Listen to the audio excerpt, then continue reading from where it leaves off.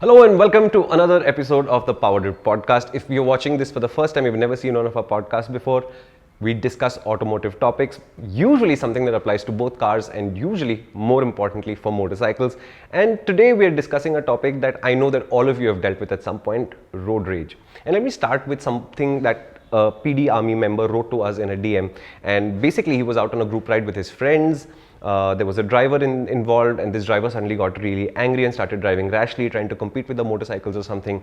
In the process, he ran one of these guys off the road.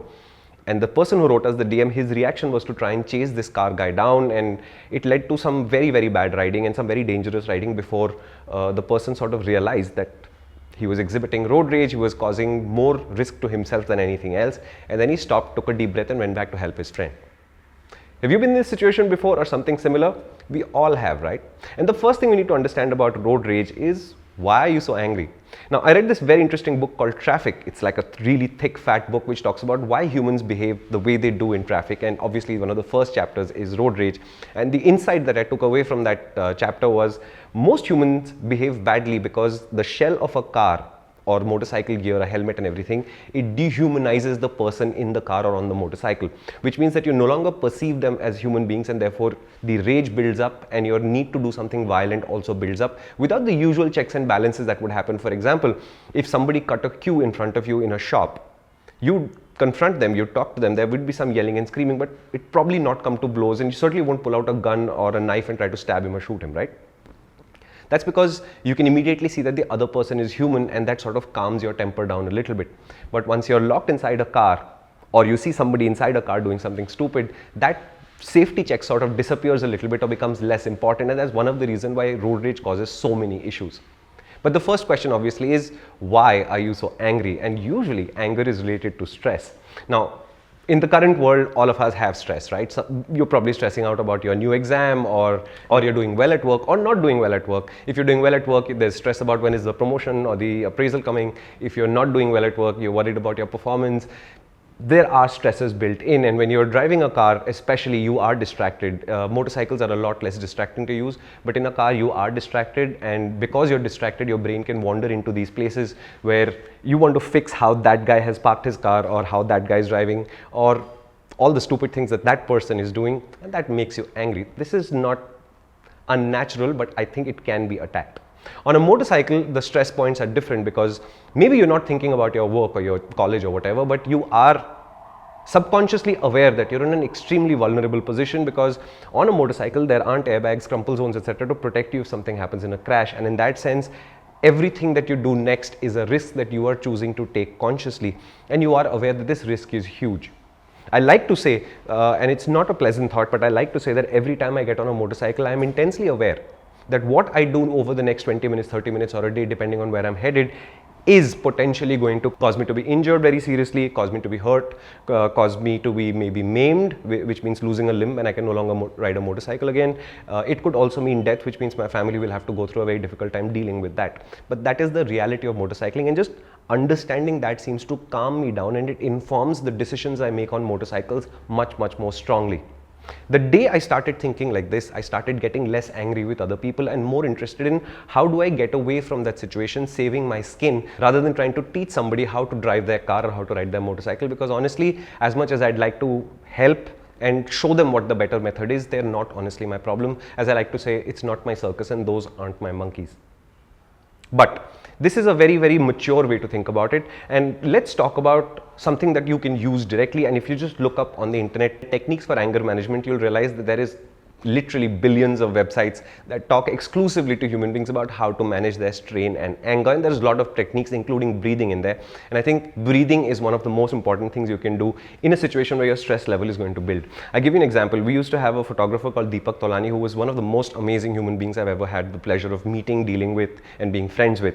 And we were driving in Tardev in Worli in Bombay, and he spotted a car in front where I think there was one child hanging out of one window and the other child was, I think, climbing on the seat or doing something stupid like that. And this really got Deepak's goat, because Deepak had just had a baby at that point and he was very sensitive to young children and the issues related to driving around with them. So Deepak basically at a traffic light went around that car and stopped that car. And what I remember intimately is that Deepak was fuming. Like, Deepak was a fair-skinned guy, so you could see that he was getting really angry. But the first thing he did is he got out of the car and he basically used to put 2 fingers here on his sternum, and it was a sort of way of reminding himself that he needs to calm down. So I remember that in the middle of flowing traffic, this family doesn't know why they've been stopped. Deepak comes out of the car and he just takes 5 seconds to recompose himself before he goes up and very politely tells the father that I don't think you are able to drive with 2 young children in your car, because you've got half a kid hanging outside the car and the other kid moving around the car freely, which means if he has even a small crash, both of these kids will be seriously injured. But what I remember most distinctly is Deepak got out of the car really angry, did that, recomposed himself and talked to the parent in a very calm, rational way, which I think the parent appreciated. I don't think the reaction would have been the same if Deepak had just gone to him and yelled at him at top of his voice, as angry as he was at that point of time. So it's very important to see what the anger management techniques are. They're quite simple actually, and they basically all say the same thing, which is take a moment to mentally, physically, via breathing, whatever the technique is that works for you, recompose yourself before you react. One of the interesting tricks is counting idiots. Now, you know that children will often, to distract them, you will say, okay, let's count all the red cars or let's count all the trucks and so on and so forth, right? One of the tricks you can do is to count idiots. And basically you say, oh, look at that guy, that's an idiot, so that's 1. And on every trip you'll be counting the number of idiots. And it sounds kind of silly, but it actually works, because when you think about it, when you start counting idiots, you sort of accept that there will be people in traffic who will do things that by your standards are stupid or dangerous, and you are able to accept that with far more equanimity than if you were to say, oh my God, look at the way that guy is driving, because obviously that doesn't help you at all. The third thing that happens in road rage, and the one that is the most dangerous, is escalation, where you try to confront somebody, or when somebody confronts you, you react back to that. Now, the first thing that you have to understand is that this is a person that you will probably never see again. So the amount of emotion, the effort and the stress that you're going to take from this event are literally temporary events, and you are completely in control about not taking the choice on. So if you've noticed sometimes, especially with taxi drivers, because they're out in the traffic quite a bit, when they make a mistake or somebody around them makes a mistake and confronts them back, doesn't matter whose fault it is, the taxi driver will very rarely make eye contact back. And that is actually a biological thing. If you start reading about how to watch animals in the wild, they'll tell you that most predators have eyes facing front, which means that if a herbivore can see both the eyes, it perceives this animal as a predator, and therefore the reactions change. And in the very same way, when a human being confronts you and you meet his eyes, you are effectively raising the level of the confrontation. And sometimes, whether you made a mistake or not, and yes, people make mistakes, and whether you've made a mistake or not, just avoiding eye contact will remove the spark that causes this to become a much larger issue. I know it sounds like you're avoiding it, but the fact of the matter is, avoiding a confrontation is the first rule of not having road rage come and bite you in the ass. In fact, I was for some reason researching how people fight. I'm not a violent person at all, but that is what I was researching at that point. And the first thing everybody said is the first rule of being in a fight is to try and see if you can't be in a fight. If you can run away from the fight, if you can de-escalate and calm tensions down, because once the fight starts, chances are both of you will get hurt. And unless you are a UFC fighter or an MMA or something, you're not going to get a great reward out of it. And it gets much worse when there's a lot of steel and aluminum and powerful engines involved. So let's first attempt is, when a situation happens where you're getting stressed out, let's try and de-escalate the issue rather than confront other people and try to raise tempers. You have to remember, some of this is also coming from the fact that the Indian licensing rules and the way it is implemented are very lax right now, and therefore all kinds of idiots are getting driving licenses. And that means you just have to be more cautious in the street, in the sense that you know that there are people with less than full skill sets available who are driving around every day. They are obviously not confident drivers, so they are nervous, they will make mistakes, and you just have to make room for it. If you're one of the drivers who sees an L plate and your temper starts to rise because the L plate guy is going so slowly and all of that, remember that he's a student, he's just trying to learn. If you were a college professor trying to teach physics, when the students walk in on the first day, they are physics noobs, right? So if they don't understand the basics of physics, as a professor, you would not get angry with them. You would get angry with them if 3 years later, after trying your level best, they were still at that level, right? Think about it. A lot of guys in the traffic today are going to be like that. A lot of them have never driven before. COVID-19 has brought more people onto the road because they don't think public transport is safe enough. And therefore, there will be a chance where more stuff will happen in front of you that bugs you, and you have to get on with it and get around it. My strategy on a motorcycle is to always remember that whether I'm riding a really large, powerful 200 bhp motorcycle or a really small 7 bhp motorcycle, the fact of the matter is the size of my motorcycle does not change how vulnerable I am to damage if somebody were to try to take action against me. And that means when I come to a situation where somebody is driving badly, my first reaction is to go as far away from them as possible and protect myself, rather than try to confront them and teach them how to be a better driver or rider, because honestly, it's not my problem right now. My first challenge is how do I keep myself safe? It sounds extremely dramatic, but this is the mental setup that I have when I get on a motorcycle every day. Every day I think I'm going into battle. And when we say battle, everybody has a flashback of a Hollywood movie where people are sort of wearing flak jackets and getting their guns out and all of that. And yes, my mindset is similar, but the difference is I don't have a mission where I have to kill somebody, find a secret treasure or any of these things. I just have to survive this battle and arrive on the other side unhurt. And I'll give you a very simple tip, and this is a super effective tip. It changed everything that I do on a motorcycle dramatically. And that was, there was an article by Nick Yenach, I think at Cycle World many years ago, where he wrote a simple thing saying, I'm not in a hurry when I'm on my motorcycle. It's a very powerful concept. I use it every single day, where when I'm running late for a meeting, and honestly that's not often, but if I'm running late, I will run to the motorcycle, I will run from the motorcycle once I've arrived, but I will not rush the process of riding the motorcycle. Because the way to go fastest on a motorcycle is to ride well, is to ride smoothly, to anticipate what's going on, and that generally creates non-angry, unstressed, calm motorcycle rides. So you have to remember that a motorcycle ride on average has three parts. One is I'm off the motorcycle and going to it. You're on the motorcycle. Maybe you'll take a break in the middle, but you're back on the motorcycle, and finally you arrive at the destination. And you can hurry in all the phases that are off the motorcycle if you need to.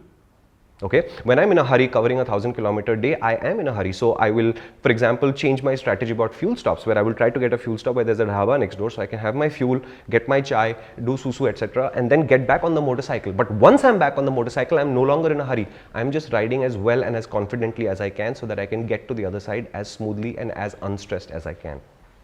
That is how you do 8 or 10 hours on a motorcycle, arrive the other side feeling fresh.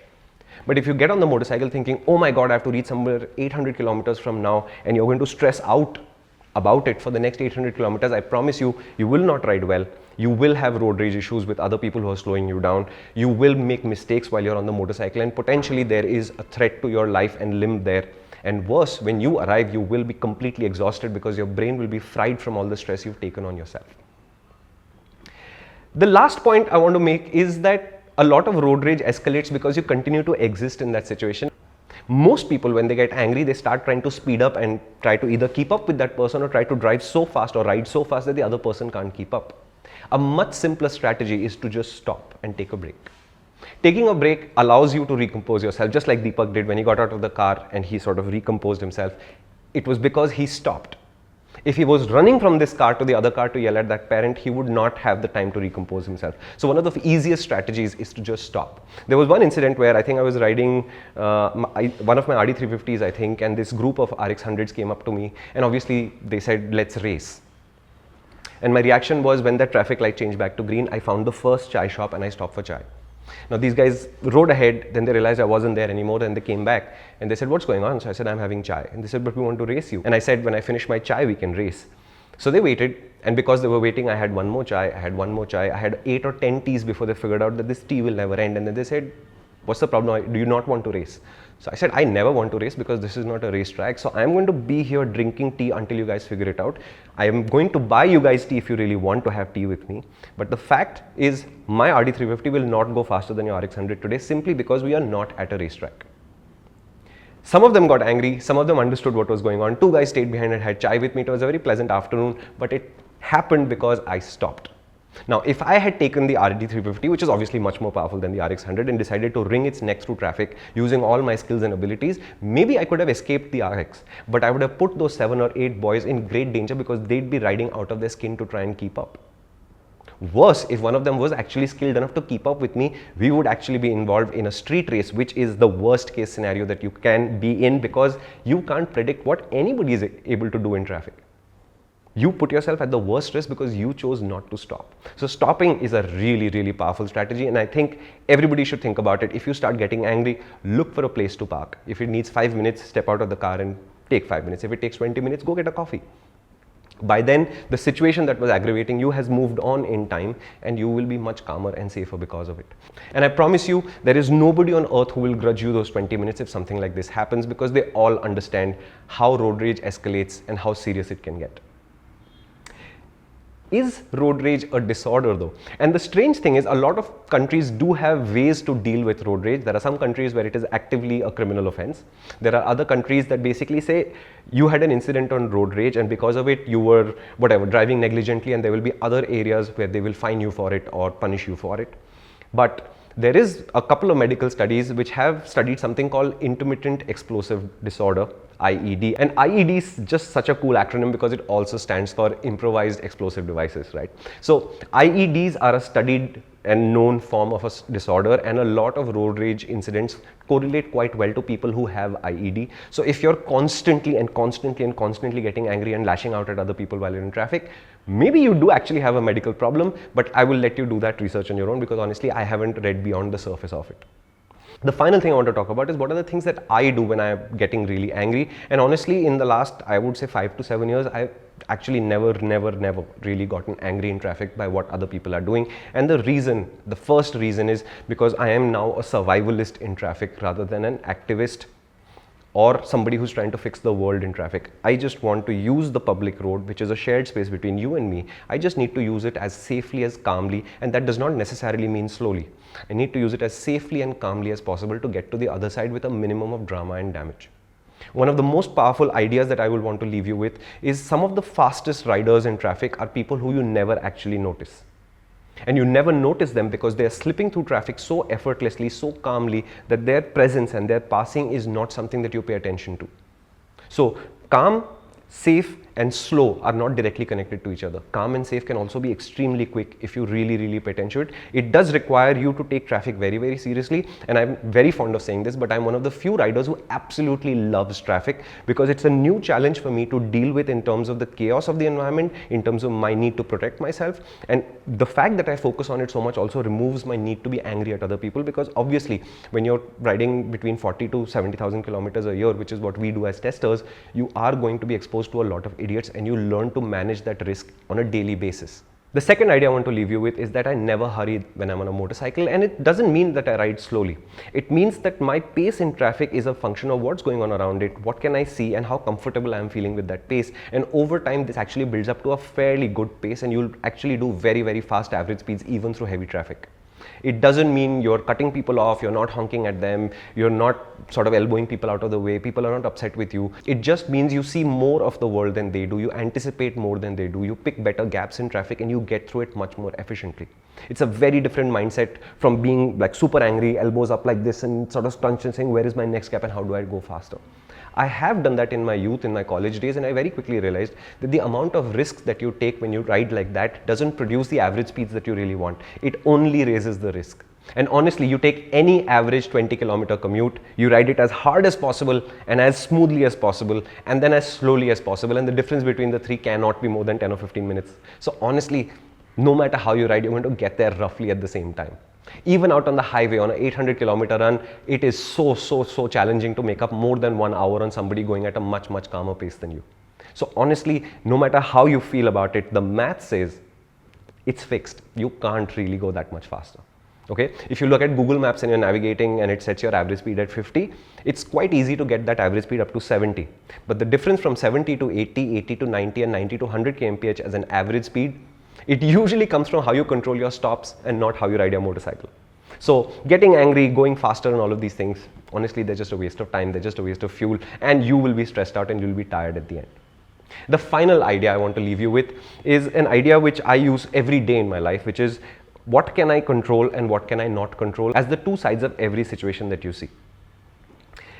When you're in a situation where somebody else is behaving badly, I will immediately try to figure out what of this can I affect and what of this is out of my control. And whatever is out of my control literally is out of my control, and therefore whether I take stress about it, whether I try to take an action against it, it's not going to make a difference. What I can change usually then comes down to, I need to get further away from this person who's behaving badly, which could mean stopping, which could mean changing 2 or 3 lanes to the left and going around them, which could mean that I just take a different route to the office today. But as soon as you can start identifying a situation in traffic as what can I do and what is beyond my control, you will start realizing your focus automatically shifts to what can I do. And that is a very powerful way to deal with road rage, because now you're busy strategizing your way out of that situation rather than trying to escalate the situation. So road rage, it is normal. It does happen to many of us. Unfortunately for you, it seems initially that it is not in your control, but actually when you do a little bit more reading, one step more, you'll realize there is a lot of it that you can actually do. And the basic thing about road rage is when you get angry, you need to have a strategy to calm yourself down. When somebody else gets angry with you, you need to have a strategy to get out of that situation rather than dealing with it at any level at all, because yes, they are a complete stranger and 5 minutes later they would have forgotten your existence even if the anger still remains. So this was a slightly long episode of the PowerDrift Podcast. We discuss topics that are close to your heart automotively constantly. If you like this podcast, please do like and share it with your friends. I'm sure you know friends who can use this advice. And if there are other ways that you deal with road rage which I haven't covered, please do leave us a comment. We'll try and move the comment up in the comment stream so other people can benefit from it as well. Do subscribe to PowerDrift and hit the bell notification icon so that you don't miss out on the next episode. And if there are other topics that you'd like us to focus on the podcast, please do let us know in the comments. Thank you so much for watching. This is PowerDrift.